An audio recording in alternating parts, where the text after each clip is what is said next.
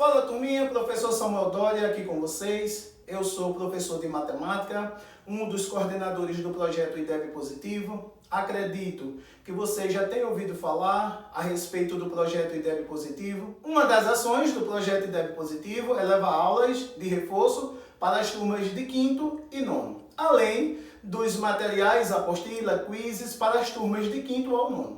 Nessa aula de hoje, nós iremos abordar um pouco as avaliações externas. Acredito que vocês já tenham ouvido falar a respeito das avaliações externas.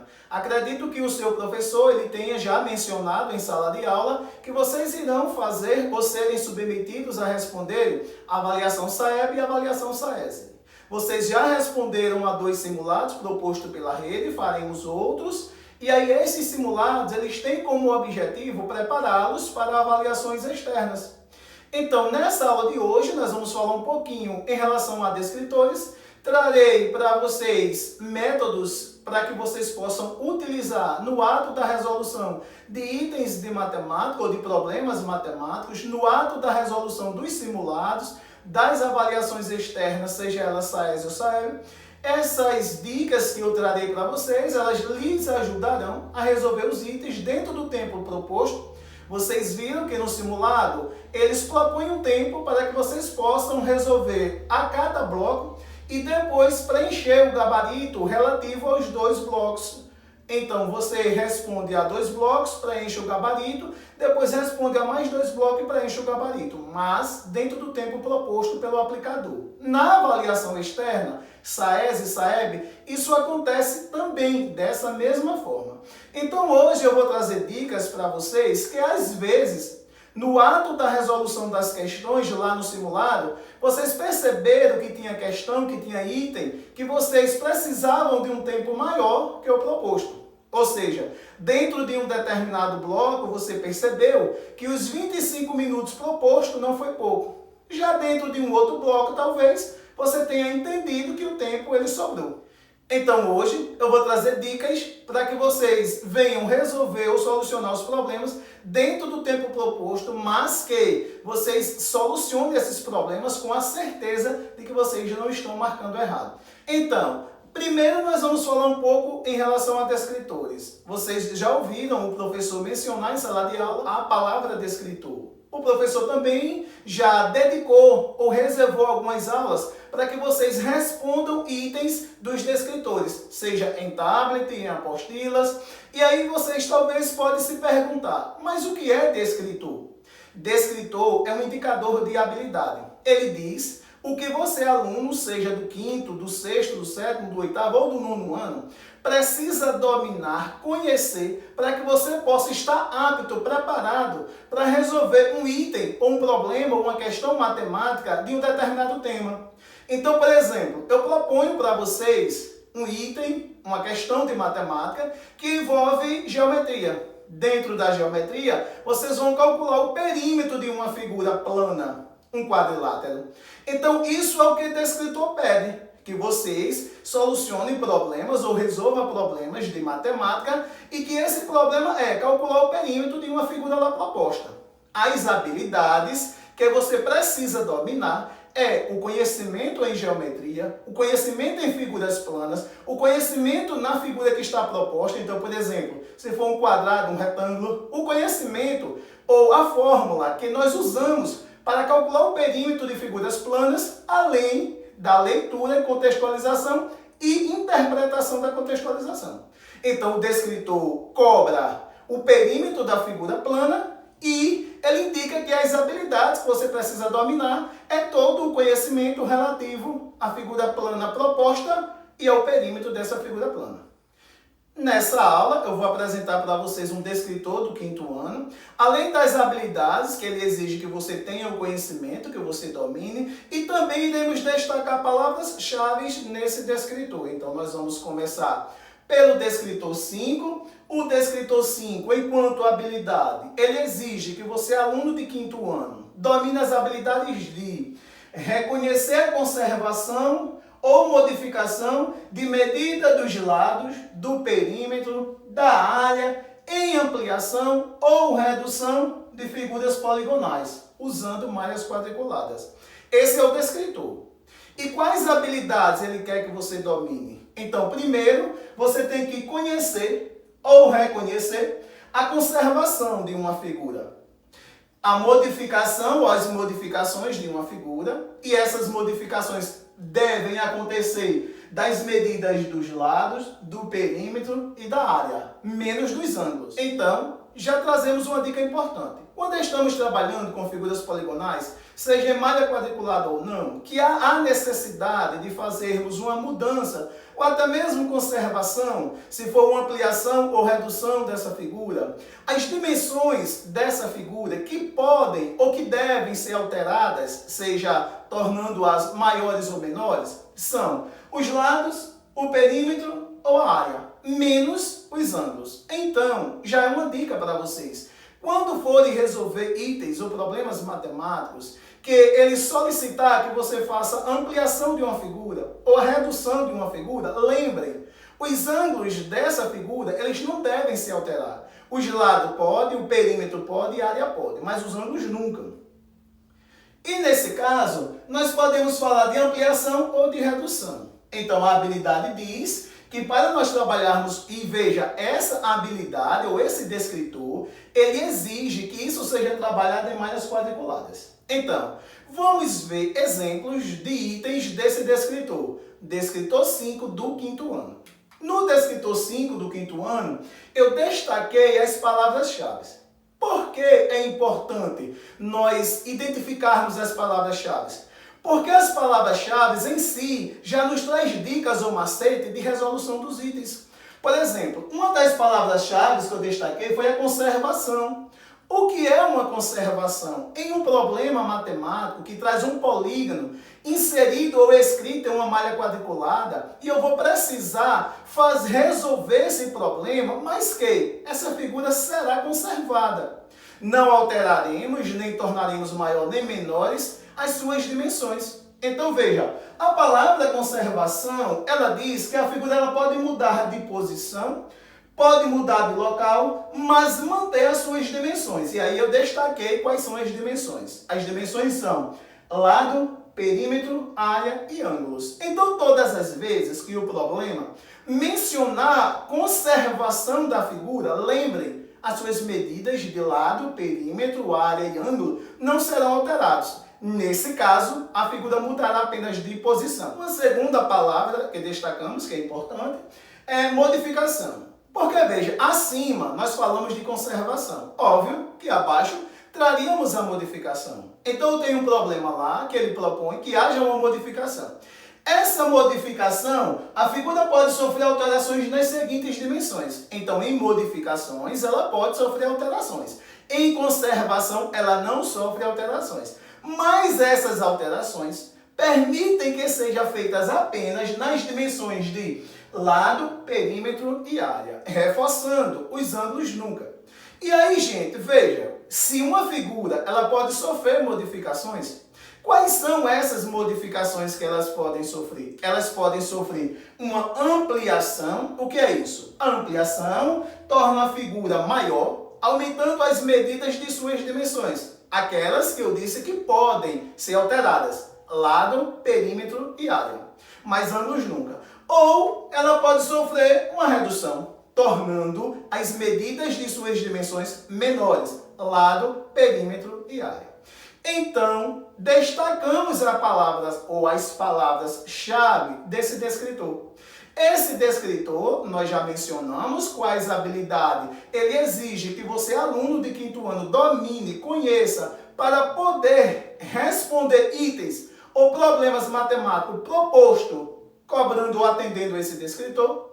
E aí agora nós vamos ver exemplo de itens, né, que atendem a esse descritor. E aí, vamos juntos? O primeiro item que nós estamos trazendo aqui para vocês e vamos solucionar juntos, ele diz assim: Elison de Oliveira apresentou a figura a seguir em uma malha quadriculada. Ou seja, olha que questãozinha básica. Elison de Oliveira, ele apresentou uma figura em uma malha quadriculada. Está aqui a figura que Elison apresentou. É importante que antes da gente analisar o comando da questão e as opções, a gente observe a figura que Elison apresentou. A figura que Ellison apresentou é um quadrilátero, tem 4 lados, tem 4 ângulos. Esse quadrilátero ele é um retângulo, ele tem 2 lados com medidas iguais, chamados de paralelos. Ele tem outros 2 lados também com medidas iguais. Nesse caso, nós podemos destacar a altura e a base, ou podemos dizer que é comprimento e largura. Então, os 2 lados relativos à largura, medidas iguais. Os 2 lados relativos ao comprimento, medidas iguais. Gente, o que é que essa questão, ou esse problema, ou o que Ellison de Oliveira está pedindo? Vamos ver agora no comando da questão. No comando da questão ele diz: a figura que representa apenas uma mudança de posição em relação à figura apresentada por Ellison é a figura que representa apenas uma mudança de posição. Significa dizer que a figura apresentada por Ellison estará representada em uma das opções propostas, mas apenas em posição diferente. Ou seja, a mesma figura, com as mesmas dimensões. Então, primeiro, classificamos essa figura como um quadrilátero e como um retângulo. A figura que nós iremos destacar aqui enquanto opções e como verdadeira precisa ser um quadrilátero e um retângulo e apresentar as mesmas dimensões da figura apresentada por Ellison. Vamos destacar ou analisar opção por opção. Letra A é um quadrilátero, é um retângulo. Mas estamos vendo que as suas dimensões de lado já, vamos analisar apenas os lados, difere ou é diferente da apresentada por Ellison. Então ele tem 2 segmentos de medida de quadrinho e tem 1, 2, 3, 4, 5, 6, 7, 8, 9. Na figura de Ellison, ele tinha 1, 2, 3. 1, 2, 3, 4, 5, 6. Portanto, não. As suas dimensões foram alteradas. Então ela não é a opção que estamos procurando. Na letra B, perceba que essa figura já não é um retângulo. É um quadrilátero, mas não é um retângulo. Então, como nós vimos, a conservação ela não altera. E mesmo se fosse ampliação ou redução, a figura ela não pode perder a sua classificação. Ela tem alterações em suas dimensões, mas não perde a sua classificação, não muda a classificação. Nesse caso, vocês estão vendo e sabem que aqui é um quadrado. Portanto, não é letra B. Na letra C, também estamos dizendo que não. Por quê? Vamos relembrar. Continua sendo um quadrilátero, continua sendo um retângulo, mas as dimensões de lado, de perímetro e de área não são as mesmas da figura apresentada por Ellison.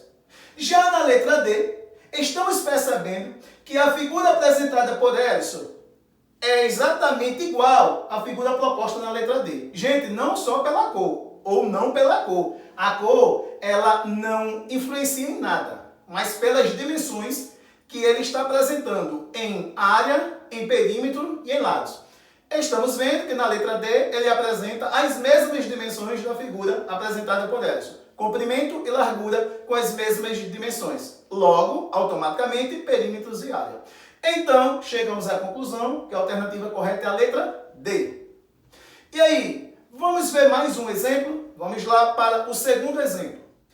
No segundo exemplo, ele traz um outro item do descritor 5. O professor Gilvan pediu a seus alunos para ampliarem a figura abaixo. Qual foi a figura que o professor Gilvan pediu que fosse ampliada? Está aqui. A figura que o professor Gilvan pediu que fosse ampliada era um quadrilátero, 4 lados, paralelogramo em sua classificação. Então, esses 2 lados com medidas iguais, esses 2 lados também com medidas iguais. Ou seja, vamos chamar esse daqui de altura, 1, 2, 3 segmentos de medida, 3 segmentos de medida de altura e 3 segmentos de medida de base, lados iguais. Logo, ela precisa ser o quê? Veja as ampliações feitas por algum deles. Então, o professor Gilvan propôs um quadrilátero, ele tem todos os lados com medidas iguais, ele tem 1, 2, 3 segmentos de medida de quadrinho de altura, 1, 2, 3 segmentos de medida de quadrinho de base. E aí, ele pediu que essa figura fosse ampliada. Lembre, se ela vai ser ampliada, ela ficará maior em lados e em perímetro e em área, menos em ângulos. Olhe, a figura proposta por Maria visivelmente não é a figura que representa a ampliação da figura proposta pelo professor Gilvan. Por quê? Em base, ela tem apenas 2 segmentos de medidas de quadrinho. Então, já foi reduzida as medidas ou a medida da base. A figura proposta por Vitor é um quadrilátero, é um paralelogramo, tem 1, 2, 3, 4, 5, 6 segmentos de medida de base, tem 1, 2, 3, 4 segmentos de medida de altura. Porque essa não é a figura que representa a ampliação da figura proposta pelo professor Gilvan. Porque quando nós estamos ampliando figuras, se eu tornar um lado 2 vezes maior, o outro lado também ficará 2 vezes maior. Se eu tornar a base 2 vezes maior, eu tornarei a altura 2 vezes maior. Se eu tornar o comprimento 2 vezes maior, tornarei a largura 2 vezes maior. Isso no 9º ano nós chamamos de constante de proporcionalidade. Então, se você alterar ou aumentar, óbvio que vai aumentar porque é ampliação, a medida da base, na mesma proporção você aumenta a medida da altura. Nesse caso, não. Nós tínhamos 3, passou a ser 6, ótimo. Nós temos 3, passou a ser 5. Então, não representa a ampliação. Vamos já analisar a alternativa D, que a figura proposta por Pedro, ela mantém a base, mas ela altera a altura. Nesse caso, ela não representa a ampliação da figura proposta pelo professor Gilvan. Enfim, sobrou a alternativa C, a figura proposta por Júlia.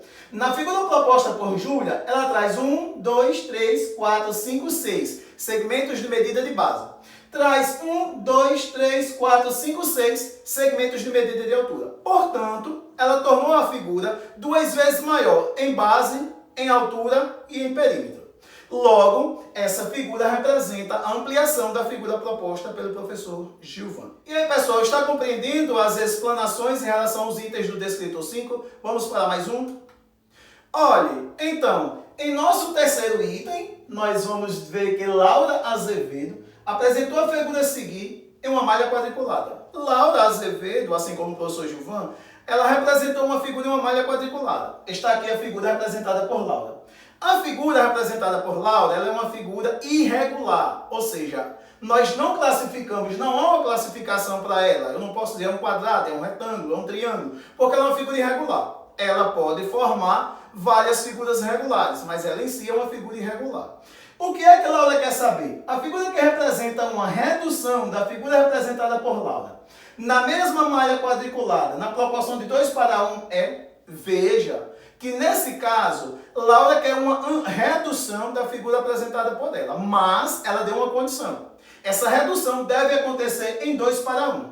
O que isso quer dizer? Que a figura que for representada como redução da figura representada por Laura deve ter todas as dimensões metade do que Laura representou. Ou seja, na verdade, os lados com metade do quantitativo ou de unidade de medida da figura representada por Laura e o perímetro. Ambos conserva. Olha, vamos analisar. Vamos pegar como referência a base. Na base nós temos 1, 2, 3, 4, 5, 6. 6 segmentos de medida de quadrinho de base. A figura que vai representar a redução da figura representada por Laura deve ter como base 3 segmentos de medidas de quadrinho. Então, letra A. 1, 2, 3, 4, 5. Não é letra A. Então, letra B. 1, 2, 3, 4, 5, 6. Não é letra B.